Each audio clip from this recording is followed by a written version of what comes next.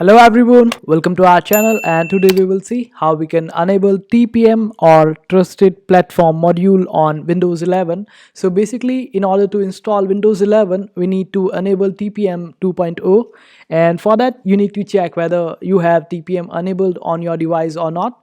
So what you have to do is just open up run, and after that type in this command tpm.msc and run it. And if you find that your device has TPM 2.0 already, then you can go for Windows 11, and if you don't have it, then you have to reboot your PC and go to your BIOS settings. So after opening up your BIOS settings, go to advanced mode, and in advanced mode you will be able to see advanced tab on the top. Just click on it, then click on PCHFW configuration, and under this you will be able to find this option of TPM device selection. So just select firmware TPM and just start your PC after that, and you will be able to see that it is enabled on your PC.